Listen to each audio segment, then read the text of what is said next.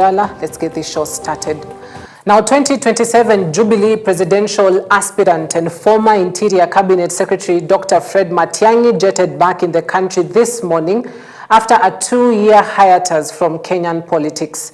Jubilee Secretary General Jeremiah Kioni led other leaders in welcoming back the former Cabinet Secretary, as well as UDA's nominated Senator Gloria Uroba. Matiang'i is expected to challenge the incumbent President William Ruto, as well as former Judiciary President David Maraga. A few weeks ago, Kioni led a grassroots mobilization exercise in the Gusii region in preparation for the return of Matiang'i. To see all of you, and I'm very happy to be home. Asante sana, tuombe Mungu atusaidie tukipata kupumzika kidogo, alafu tutapata nafasi ya kuongea sisi wote pamoja. Si namna hiyo? Asante sana na Mungu. Na vile Matiang'i alikuwa ametenda mbeleni, sasa atafanya makuu zaidi kuliko yale ambayo atungefikia. Leo hii tumemwona amefika, na huyo ndiye mteule wa uongozi wa Kenya. Kwa huyu ambaye ni Maraga, alisema yeye hataki hongo. Labda saa hii atueleza amepewa nini aje kupiga Matiang'i. Haya maneno yanatoka sehemu kule kwa Maraga, anakuja kutuambia kwamba anataka uongozi kama rais. Maraga rudi nyumbani. For Matiang'i, he can come and introduce himself to the people now wearing another hat, because Kenyans have never seen him as a politician. He has always been a bureaucrat. He has always been a CS. He has always been a performer. So they know him. President William Ruto has suspended former KSS Member of Parliament Dr. Swarup Mishra as the chair of the Kenya Biovax Institute. This comes as Medihill Hospital, which Dr. Mishra founded, is under investigation for alleged involvement in malpractice and ethical breaches in kidney transplant services. The hospital is currently under probe for allegedly harvesting kidneys from poor Kenyans who are reportedly paid 294,000 Kenyan shillings and selling them to recipients in foreign countries for up to 3.2 million. According to President Ruto, Dr. Mishra's suspension takes effect immediately and will remain in force until the investigations are complete. A government-led investigation into Medihill Hospital in Eldoret unearthed serious gaps in the facility's kidney transplant program, raising fresh concerns about possible organ trafficking involving foreign nationals.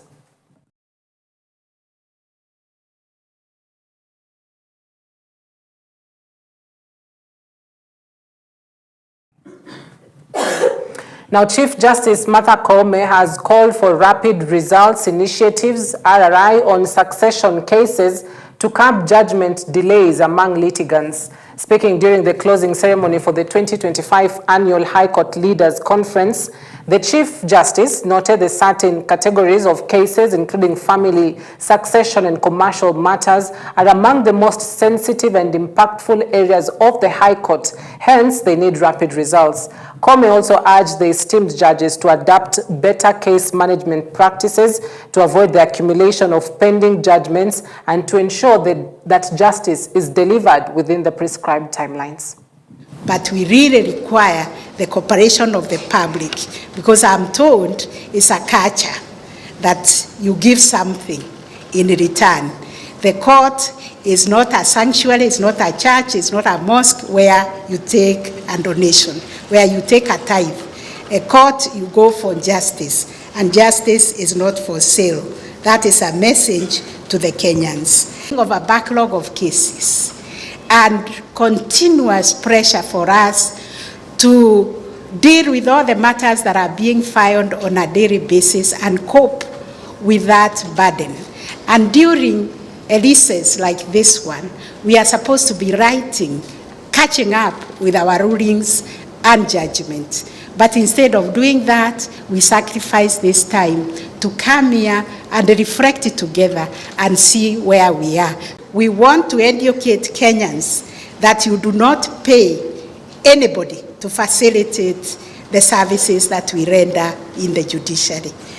The filing fees are paid electronically, and you should not pay anybody in the registry, and no judge or magistrate has asked for any money to facilitate the case. Homa Bay County Senator Moses Otieno Kajwang has expressed his support for the recently appointed cabinet members and called on them to serve with faith and patriotism. His remarks come a day after the swearing in of 2 new cabinet secretaries and 14 principal secretaries at State House. While in Homa Bay, the senator stressed the importance of integrity and service to the nation, calling on leaders to be patriots and not misuse public offices on personal interests or political preferences. Kajwang further stated that although the newly appointed officers bring new leadership, they must remain accountable to the people they serve. Support our nominees who are in the cabinet because we are sure that they are experts and they are going to make the right decisions. But in that support, let us be loyal patriots and not sycophants. When things are not going right in government, we must call them out. We have challenges in the education sector. We must speak about them. We have challenges in the health sector. We must speak about them. Raila Amolo Odinga himself has spoken out against abductions. We must speak against them. So let us not have a problem with our brothers who perhaps have a contrary view. That is a democracy that Raila Amolo Odinga fought for. And that is the democracy that we embrace in our party called ODM. And form coalitions post-election or pre-election. But more importantly, you need to cooperate and work in harmony out of respect and love for the people whose mandate you are exercising. Politicians who are selling hate at a period when there is nothing to compete for, at a period when you should pray that your people work together so that you have a nation. Those people are not Democrats in behavior. Those people do not love this nation and do not believe in anything.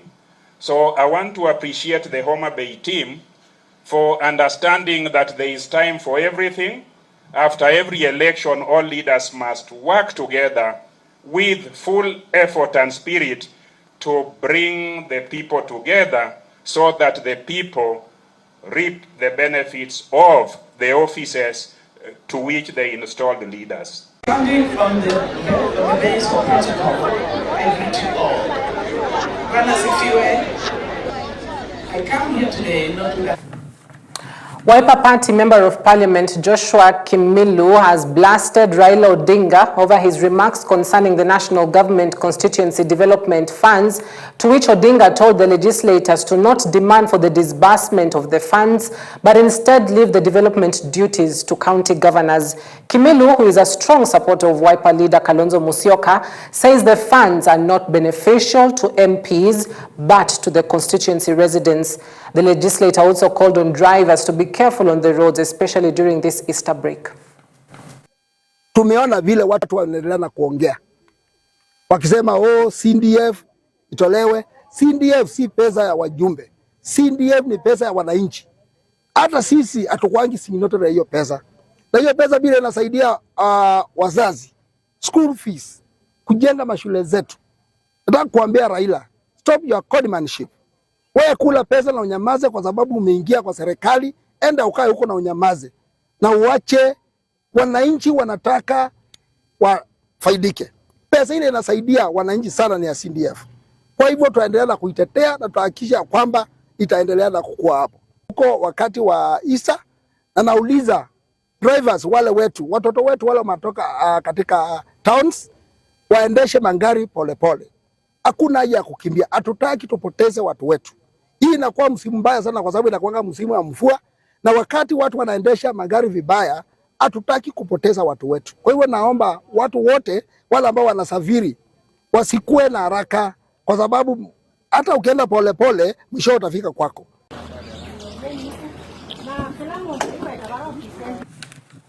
As Christians around the world celebrate Good Friday, which marks the suffering and crucifixion of Jesus Christ, believers of the Christian denomination came out in large numbers to celebrate by walking the way of the cross and with various religious and political leaders coming out in person to discuss the issues plaguing this nation. The leader of the Anglican Church in Bungoma, Frederick Wanyonyi, has called on political leaders to provide better services to the citizens and not divide them on ethnic lines. The leader has added that political leaders and Kenyans should live with unity and tolerance, even as former Kanduyi Member of Parliament Wafula Wamunyinyi called on leaders to be responsible when they are given the opportunity to lead, as well as pray for the nation, commending the Catholic Church for being at the forefront of criticizing the government when it goes against the expectations of the people.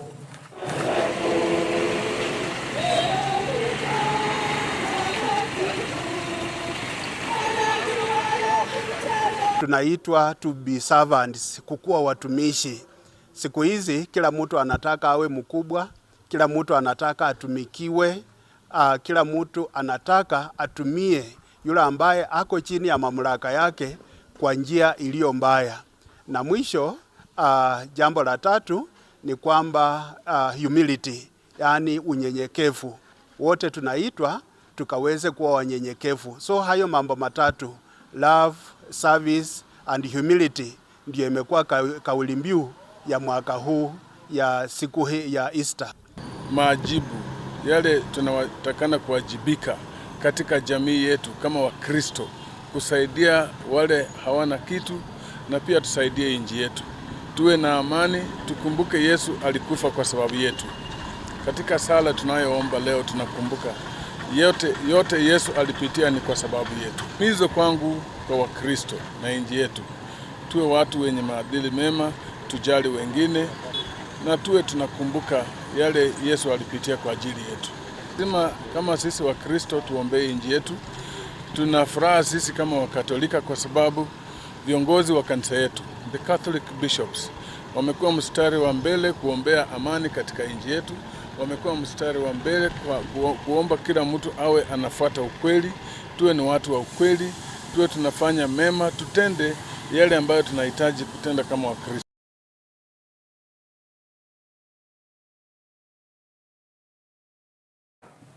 The church is also calling on the country's leadership to reconcile with Kenyans who feel they are not doing enough to cushion their suffering. Speaking during this year's Easter celebrations where Catholics participated in the Way of the Cross, Consolata Shrine Parish Priest Father Joseph Mzito said there was need for justice for all, calling on the need for a proper relationship with God during this Easter period, as well as making sure that all Kenyans are not at pains. Mwingi West Member of Parliament Charles Nguna, who was part of the congregants who participated in the Way of the Cross, challenging his fellow politicians to address issues brought about by Kenyans and not act on their own understanding. As leaders today in Kenya and all over the world, we need to remind ourselves we were elected by Kenyans to serve them selflessly. Let us listen to Kenyans instead of governing ourselves. We can't govern ourselves, but we can actually serve Kenyans by dedicating selflessly to them, so that whatever they are saying, we can take it into the point or into the consideration. So I'm calling upon all the Kenyans across the divide, the leadership all over. Let us listen to Kenyans, and we will be in the right direction. We are not here to govern, we are here to serve the country and Kenyans at large. My name is Father Joseph Mzito, the parish priest of Consolata Shrine in Westlands. Today we are in the second day, which we call the Triduum, the Good Friday, whereby we accompany Jesus Christ on the cross. That is today that through the victory of the cross that we are saved. It's a day that we remember in a special way the sufferings of Jesus Christ on the cross because of humanity. And it's also a day that it reminds us how to be human and how we are to be just and loving and forgiving to our brothers and sisters. As Christians across the world mark the death and resurrection of Christ, a group of Kenya Defence Forces KDF officers, both retired and active, have organized a week-long revival service in Mwingi, Kitui County. The initiative, led by Warrant Officer Reverend Cynthia, who also serves as the chaplain of the Embakasi Holy Trinity Church, aims to spread the message of hope and faith among the local community. Vile mjuavyo, wiki hili ni wiki la Pasaka, na sisi kama wawakilishi wa Kristo kwa jeshi, wiki ni wiki la maombi, na jukumu yetu ni kumhubiri Kristo katika maisha ya majeshi wa nchi ya Kenya, jamii zao na majirani na community kwa jumla. Hapa nilipo ni Ukambani Mavui AIC Church. Ni kanisa ambayo majeshi wengi kutoka area hii, maeneo haya, na hapa kuna ni kanisa moja la Mavui AIC, mchungaji akiwa Timothy Ulio, ambaye ni the host pastors ya majeshi kadhaa ambao wakiwa nyumbani ushiriki hapa. Na namshukuru Mungu, wiki ni wiki ya revival katika nyumba hii, na ilikuwa vyema tushirikiane sisi kama wachungaji wa majeshi pande za Nairobi na wachungaji wenzetu mashinani. Sasa ni mwaka wa pili tangu ni staafu kutoka KDF, na leo tuna furaha kwa sababu majukumu ambao niko naye mimi kama kiongozi wa Veteran Military Christian Fellowship, tumeweza kushirikiana na community ambao iko area hii ya Mavui Mwingi, kwa njia ya kuwaletea mafunzo yale ambao mimi hasa nilijifunza nikiwa kwa jeshi. Machakos County Governor Wavinya Ndeti on Friday presided over the graduation of 1,000 youths at the Machakos Youth Service Center, domiciled at the Agricultural Training Center in Machakos. In January, the governor launched the Machakos Youth Empowerment Program dubbed Machakos Youth Service, which is aimed at empowering the youths with life skills, technical and entrepreneurial skills to navigate the challenges of a dynamic 21st century. The youths drawn from the 40 wards in the county were boarded at the MYS Center for 21 days, after which they will proceed to 5 tertiary and vocational training institutions within the county, where they will gain more skills and graduate after 4 months. I want to take this opportunity to congratulate you for 21 days at the Machakos Empowerment Center. You behaved well. What we are training you for was character and behavior change, social skills, discipline and patriotism. Nyinyi sasa mumekuwa wa Kenya wazuri, si ndio? And I want to take this opportunity to congratulate all the 1,000 youth for not even dropping out. Hakuna youth hata moja ali drop out. Tulipomaliza hiyo stage ya kwanza, mkakuja stage ya pili. Stage ya pili was acquisition of technical and vocational skills for 3 months. Within the 3 months, mumepata skills za motor vehicle mechanics, electrical installation, food and beverage, hair dressing and beauty therapy, plumbing, tailoring, masonry and welding. From 7th to 17th of this month, mukaingia kufanya examinations za NITA, si ndio? And I'm sure by the grace of God you're all going to pass. So hapa kila moja ataenda na 4,704 kwa ile kazi mulifanya, si ndio? And you know why we are rewarding you? Because you're good children. Let nobody in life ever tell you that you cannot make it. Before I came to this program, I was jobless one. And now I've gotten a skill that I'm going to pursue there outside, that is DJing. And I know with time goes, I'll be somewhere at life, I'll be somewhere where I'll be pursuing my DJ career. Kisii County Ward representatives have praised the appointment of Stephen Isaboke as the Principal Secretary for Broadcasting.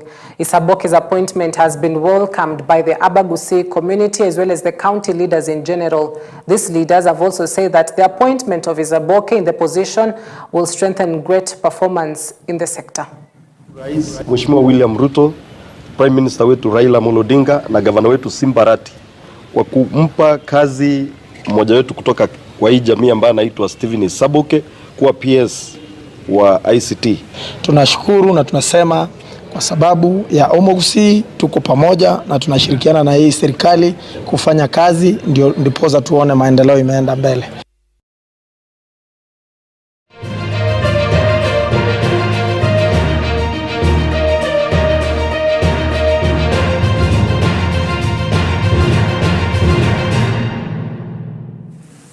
All right, let's get sporty now. Ulinzi Stars recorded a 1-0 a narrow win against Kenya Police at the Ulinzi Sports Complex on Saturday afternoon. The victory saw Ulinzi climb to 12th on the league standings, while Kenya Police remained at the top despite the defeat. However, the loss puts them in an awkward position as second-placed Tusker now have a game in hand and are just 1 point behind, intensifying the title race. Kenya Police enjoyed the better of the chances in the early minutes.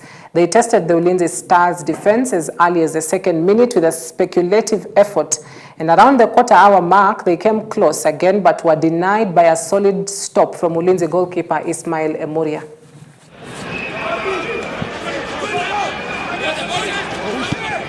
Pembeni kwake Akin Mudheli. Naileta ndani huku nafasi.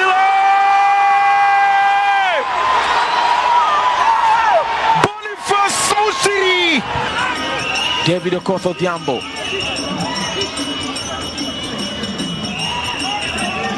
Devi anaileta ndani cross, kichwa kile. Mkweli tumefanya kazi nyingi sana kwa mambo ya finishing, na that is the biggest emphasis now kwa timu yetu, because hiyo ndio imekuwa ni shida yetu kubwa. Hata kwa game ya leo still ukiangalia unaona tumepata chances kama 4. Nyingine hata penalty hiyo tumenyimwa, lakini bado hiyo ni chance. So we are working so much on that and we are still going to work on it because that has been our main undoing. Wazuri kidefend, wamekuwa wazuri kwa attack, so wamepata one chance one goal wakaitumia. This is ni team na nampongeza coach mwenzangu, he did his job. Kwa upande wetu tough luck, tulipata nafasi kuzitumia, lakini ndio football. Tunaendelea race, tunaendelea kupambana.